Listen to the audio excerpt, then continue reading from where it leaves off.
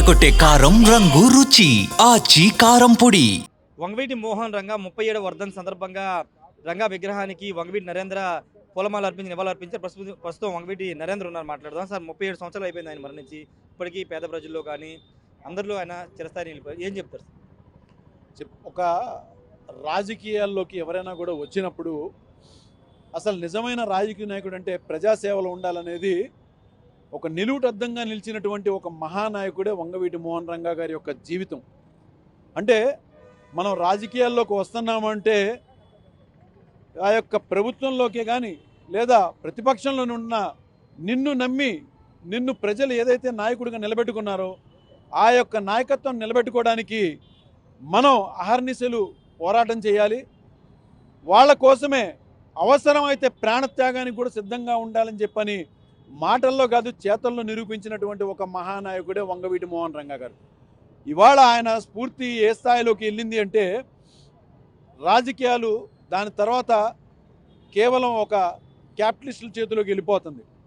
అలాంటిది ఎంతమంది క్యాపిటలిస్టులు రాజకీయాల్లోకి వచ్చినా ఏం చేసినా స్ఫూర్తి మాత్రం మొట్టమొదట పేరు తలుచుకునేది వంగవీటి మోహన్ రంగా గారు అని చెప్పని చాలా స్పష్టంగా తెలియజేసుకుంటున్నాను. కానీ ఇప్పుడు ఆయన కుటుంబం నుంచి ఆశాకిరణ్ కూడా బయటకు వచ్చారు. రంగా గారి ఆశయాల్ని నెరవేరుస్తాను, రాధా రంగా మిత్రమణ్ణి మళ్ళీ పునర్వైభవం తెస్తానంటే ఆమె రాష్ట్ర వ్యాప్తంగా పర్యటిస్తున్నారు. ఈరోజు కూడా ఆమె రంగానాడు కార్యక్రమానికి వెళ్ళారు.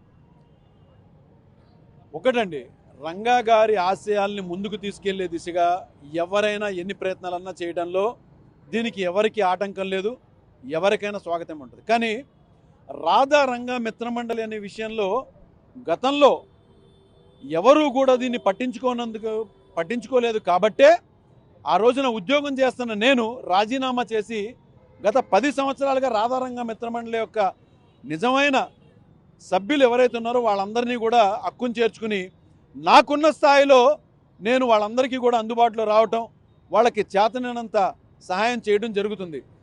ఇక ఒక వాస్తవాలు మాట్లాడుకుంటే చాలామంది దానిలో చనిపోయారు.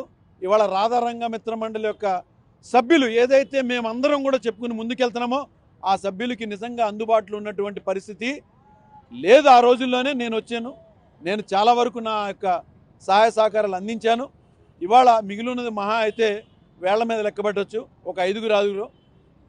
ఇక వాళ్ళ ఇష్టం, ఎవరు ఏం చేయాలనుకున్నా చేయొచ్చు. కానీ సరైన సమయంలో స్పందించాల్సిన సమయంలో ఎవరూ లేరు కాబట్టి ఆ రోజు నుంచి ఈ రోజు వరకు కూడా నేను నిలబడ్డానని స్పష్టంగా తెలియజేస్తున్నాను. కానీ ఆశాకిరణ్ పార్టీ వైసీపీలోకి వస్తారు, మీ పార్టీలోకి వస్తారని ప్రచారం జరుగుతుంది.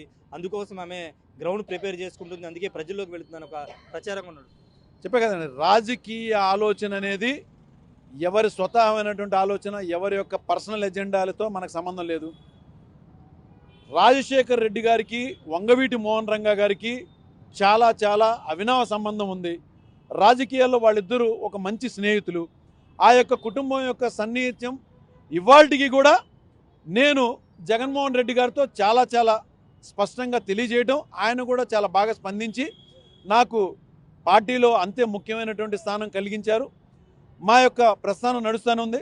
ఇక ఎవరి ఎజెండాతో ఎవరు ఏ పార్టీలోకి అవసరాలను కొద్దీ వాళ్ళ యొక్క రాజకీయ భవిష్యత్తు కొద్దీ చెప్పేది ఒకటి, మనసులో ఒకటి, బయట ఒకటి పెట్టుకునే బదులు ఏదైనా స్పష్టంగా నేను చేస్తానని చెప్పని వస్తే ఎప్పుడు బాగుంటుందని చెప్పి నా స్వాగతిస్తున్నారా మీ కుటుంబ సభ్యురాలుగా? అది నా పార్టీ కాదు, వైఎస్ఆర్ కాంగ్రెస్ పార్టీ నా పార్టీ కాదు, ఎవరైనా రావచ్చు.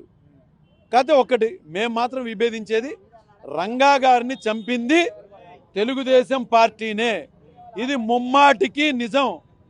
ఎవరు ఎన్నన్నా ఏం చేసినా ప్రభుత్వం తన అండదండలతో ప్రభుత్వాన్ని అధికారాన్ని అడ్డుపెట్టుకునే రంగా గారిని ఇక్కడికి కరెక్ట్గా ఒక అరపర్లాంగు దూరంలోనే ఆయనని సత్యాగ్రహం చేస్తున్నటువంటి ఆయన్ని నడి రోడ్డు మీద చంపించారు.